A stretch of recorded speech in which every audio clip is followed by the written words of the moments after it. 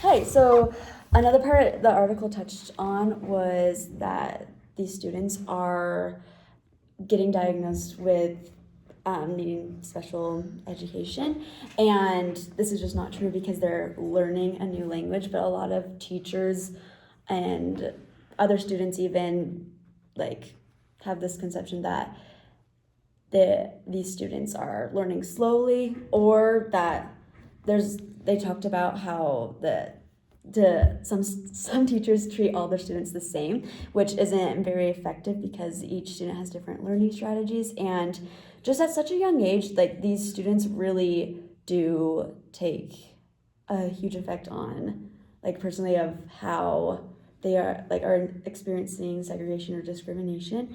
And in the early grades, it affects them on a insane level. But it also, like, as Julia was talking about, it talks about how these parents need just more connections with teachers. But it was a very, very interesting article.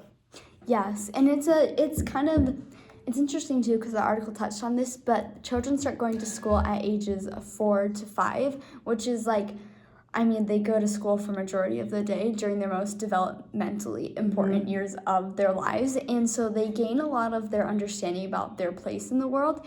And the article talked about this too, how they start to devalue their own bilingualism, even as early as starting kindergarten, because it's just the attitude. And they talk about how there's the offset versus deficit view, and how when teachers and educators take the deficit view of bilingualism, then it really negatively impacts the students, because if they have a high proficiency in their first language, Spanish, if it was Spanish, they'll never, to support the most proficiency, okay, that's how I'm trying to say it, in both languages, you need to have a high proficiency in both. You don't want to have half and half of each language.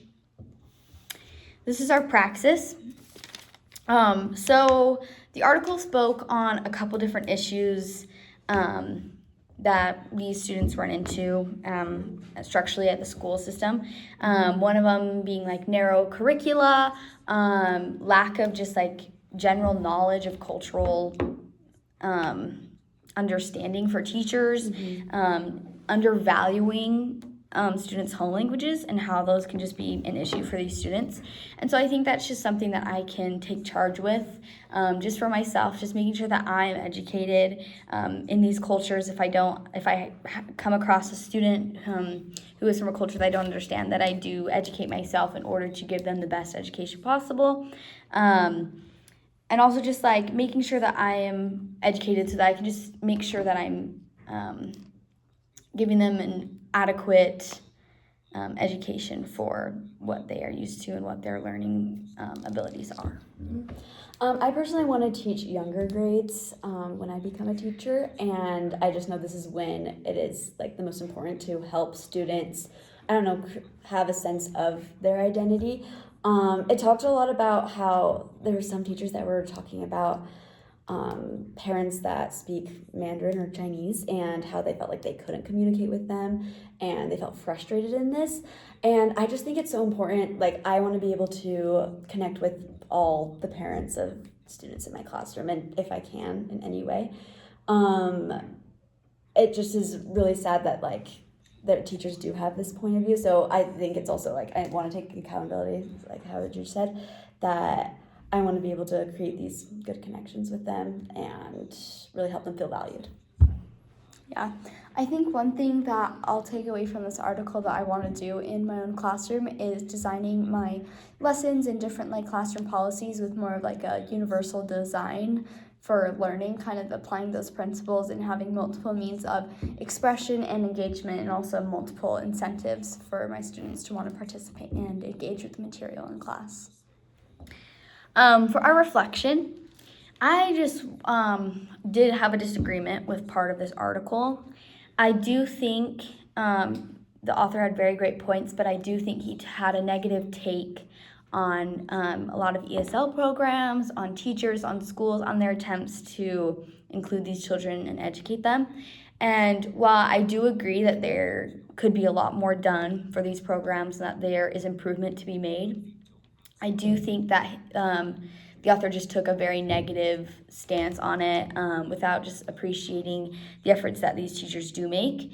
Because the thing is, I believe that they do make a lot of effort to improve the education for these students. They do care. A lot of the times the lack of adequate education comes from outside sources, like a lack of funding or things like that. And so while I do agree that there could be improvement for these things, I do think that the author put quite a negative tone on the attempts that these schools and teachers and systems are making.